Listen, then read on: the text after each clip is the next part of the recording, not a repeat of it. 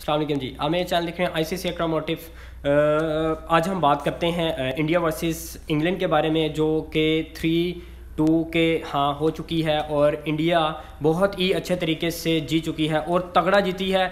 कहीं पे भी इंग्लैंड को नज़दीकी तक आने नहीं दिया। दूर से ही उसे आप ये कह लें, दूर से ही उसे कह दिया बाय बाय, आप जा सकते हो अपने घर। चलिए बात करते हैं इंग्लैंड की बैटिंग लाइन पे।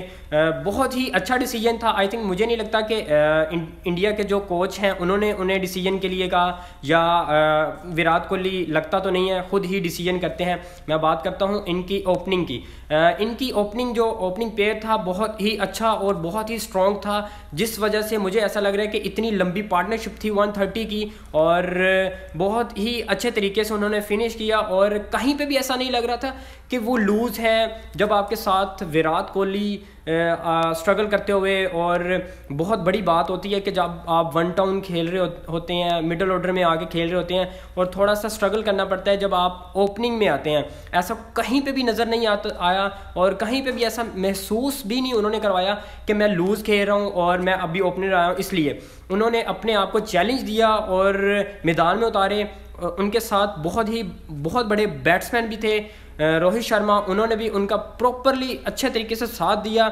और यहाँ पे मैं मेंशन करता चलूँ कि अच्छे तरीके से बैटिंग लाइन जो थी उनकी बहुत अच्छे तरीके से चली। और जो विकेट के बारे में बात करें, विकेट भी जो था बैटिंग पिच ही थी, और जिस वजह से इन्होंने 225 किया, 225 मार डाला यार।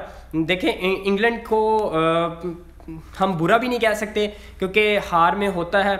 और इंडिया की एक और अच्छी पॉजिटिव बात यह है कि IPL के जितने भी परफॉर्मर थे, जितने भी चेहरे थे, उन्होंने इंट्रोड्यूस करवाए। इन्होंने बताया कि कहीं पे भी हम लूज़ नहीं होते और जिस तरह किसी को भी क्राइटेरिया दें वो अच्छे तरीके से 100 में से 100 नंबर्स भी देते हैं और 100 में से 100 परफॉर्म भी करते हैं। इसी तरह इंडिया की टीम, मुझे ऐसा लग रहा है कि best allrounders and best performer भी हैं। और मुझे तो ऐसा लग रहा है कि कहीं पे ये T20 वर्ल्ड कप भी ना ले जाए, बनता भी है जब आपके पास इतने प्रोफेशनल अच्छे तरीके से खेलने वाले लड़के हों और यंगस्टर हों, और कहीं पे भी महसूस नहीं करवाने देते कि हम लूज़ हो रहे हैं।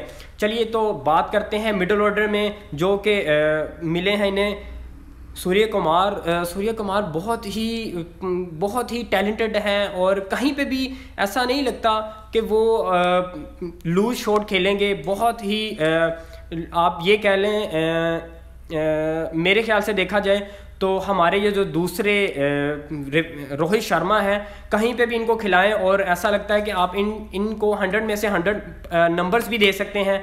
बहुत ही अच्छे तरीके से खेलते हैं। IPL की बात करते हैं, IPL में जितने भी लड़के आए हैं IPL में से, वो सब के सब इन्होंने सेलेक्ट किए हैं।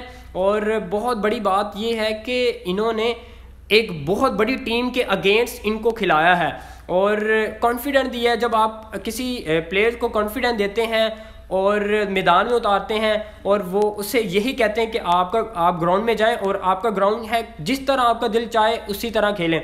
और इंडिया की टीम में से जितने भी यंगस्टर हैं वो IPL से इंडिया की टीम में सेलेक्ट हो चुके हैं। और इंडिया ने इंग्लैंड के खिलाफ ही लड़कों को खिलाया और सब के सब पॉजिटिव आए और किसी ने भी ऐसा नहीं महसूस किया कि छोटी टीम है, बड़ी टीम है, बड़ा प्लेयर है, इसके अगेंस्ट मैं बॉलिंग कर रहा हूँ, इसके अगेंस्ट मैं बैटिंग कर रहा हूँ। कहीं पे भी ऐसा लूज नज़र नहीं आया। चलिए तो बात करते हैं रोहेल चाहर की। बहुत ही अच्छे बॉलर हैं, चाहल की जगह पे खेले हैं चाहर, और उन्होंने धुआंधार बॉलिंग भी की है और बहुत बेस्ट परफॉर्मर भी रहे हैं मुझे लग रहा है, और गुगली बड़ी अच्छी करते हैं। चलिए तो अब इंग्लैंड की बात करते हैं। जब आपके पास इतनी बड़ी पार्टनरशिप लग जाए और आपको ऐसा लगे कि कहीं ना कहीं हम जीत जाएंगे, मुझे ऐसा लगा कि जब आपके पास 130 की पार्टनरशिप लग जाए तो आपको मिडिल ऑर्डर में ऐसे परफॉर्मर होने चाहिए जिस तरह बटलर एंड में आके खेलते हैं, जिस तरह इवन मॉर्गन खेलते हैं, जिस तरह बेन स्टोक खेलते हैं। नो डाउट उन्होंने कम परफॉर्म नहीं किया, लेकिन बैड लक होती है। और इसी तरह अपना जो भी है इंसान गलतियों से सीखता है, और इंग्लैंड को ऐसा लगेगा कि हमने एक गलती के बाद एक अच्छी परफॉर्म करनी है। बेस्ट ऑफ लक इंडिया के लिए। इंडिया ने बहुत बड़ी अचीवमेंट थी और इसको हासिल भी किया, ना कि इसको बीच में छोड़ दिया। कहीं ना कहीं अगर ये हार भी जाते, इनको क्वेश्चन मार्क्स था कि इनके पास प्रॉपरली जो परफॉर्मर है वो यंगस्टर ही हैं, अगर हार भी जाते हैं तो कहीं पे भी लूज़ नहीं नज़र आ रहे होते थे। तो मुझे भी ऐसा लगता है कि सबसे बड़ी बात जो अचीवमेंट है इस T20 में वो विराट कोहली की है। विराट कोहली ने अपने आप को चैलेंज किए, अपने आप को जितने भी परफॉर्मर बॉयज़ हैं उनको अचीव किया और उनको क्राइटेरिया दिया, और काफ़ी ऐसी चीज़ें हैं जो विराट कोहली बहुत अच्छे तरीके से करते हैं ऑन द फील्ड। फील्ड भी आपको पता होगा किंग हैं और बहुत ही अच्छे तरीके से अपनी टीम को भी संभालते हैं। चलिए, बेस्ट ऑफ लक इंडिया के लिए। और इंडिया ने बहुत ही अच्छे तरीके से अपने बॉयज़ को जो जो क्राइटेरिया दिए, जिस तरह भी उनको परफॉर्म करवाने के लिए कोशिश की, वो 100 में से 100 ही रहे। तो बेस्ट ऑफ लक इंडिया के लिए।